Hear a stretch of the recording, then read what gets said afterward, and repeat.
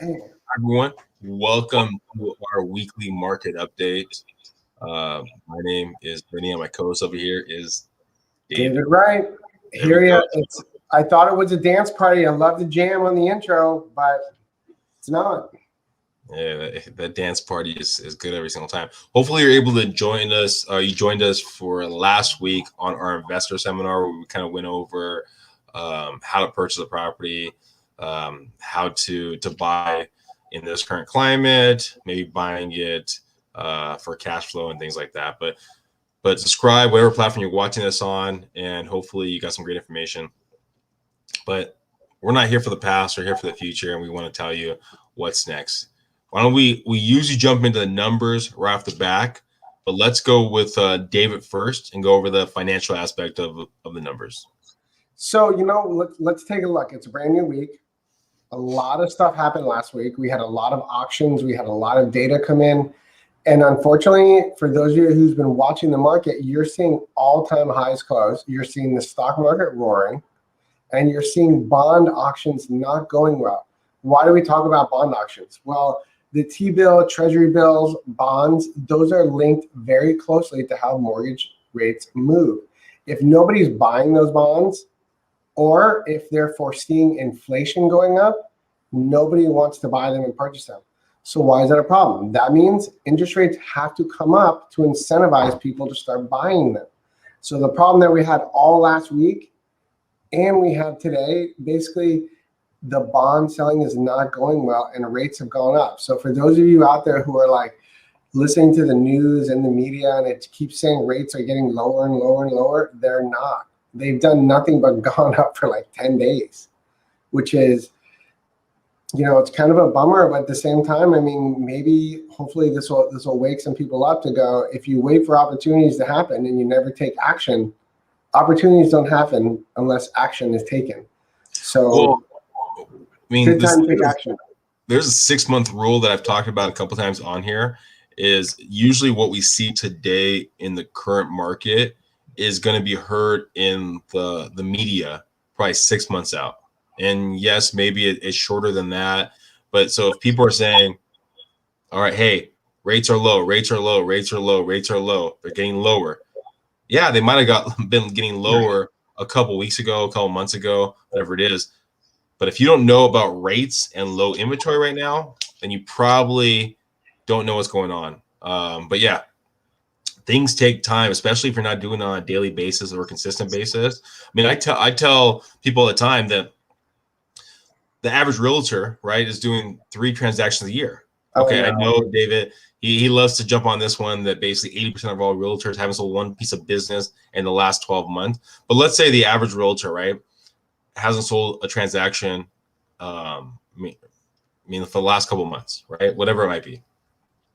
They probably don't know what's currently happening in today's climate today, right? If the last piece of business they did was in December, in October, November, they might only understand what's going on in that market, right? So having an understanding of what's going on today, but not what was going on a week ago, a month ago, 2 months ago, can help you out. If you watch these videos, right, you would have known that I was talking about, till I was blue in the face, the downtown condo market was a great area to purchase in this current climate. Yeah, I mean, it's changed a little bit. I mean, you probably can get still better value relative than other areas. Yet, if you would have bought there a couple months ago, you could have got some value. Man, such a good deal. So let's get into the market as a whole, though. As we kind of jumped in, yeah, we got a little bit in the 800. We're still in the 700s.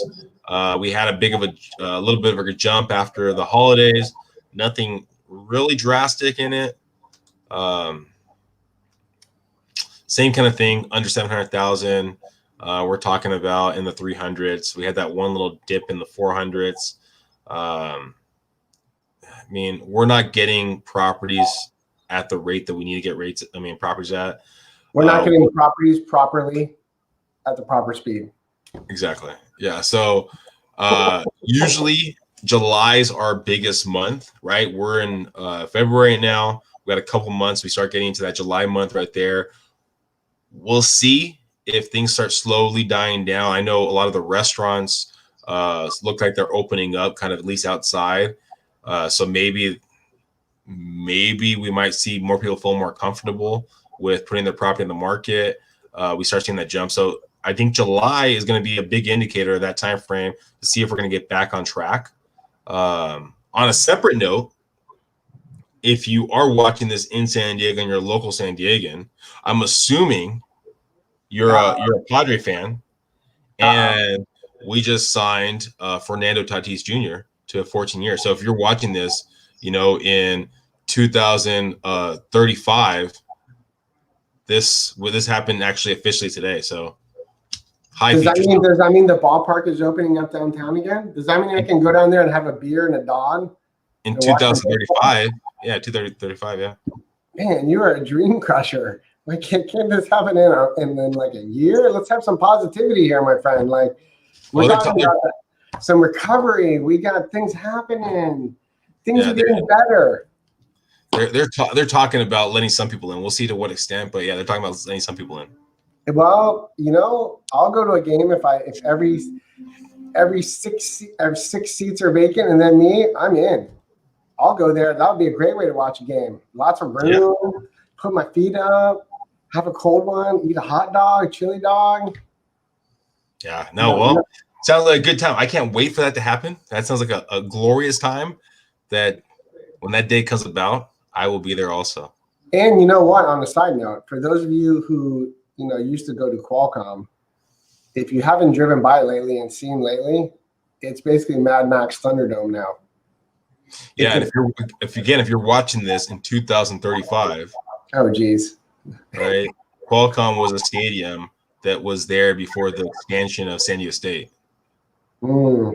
So just you know what, Vinny, with the advice that people could get from me and you, they're probably not going to be watching this in 2035 because they'll be so well off financially, and me and you will be retired by then. So I can't promise 2035 we'll be doing these videos because I'm going to be very wealthy by then. Fair enough. Well, if you're not looking to for real estate business in 2035, but you're looking to transact or question about the current market, feel free to reach out to myself or David. We would love to help you out. And remember, this is one of the biggest purchases or sales you're ever going to do. So don't gamble on it. Thank you guys for watching. One last thing. I know that we've been touching base on this. A lot of people are still frustrated with not having money for the down payment. Those down payment assistance programs are back, but they do take time and the rates are higher. And when I say higher, I mean they're more like 3.6%, which overall is still fantastic. For those of you who want to get down payment assistance and trying just to get into the market, it's something to think about. Thank you guys for watching. Thank you.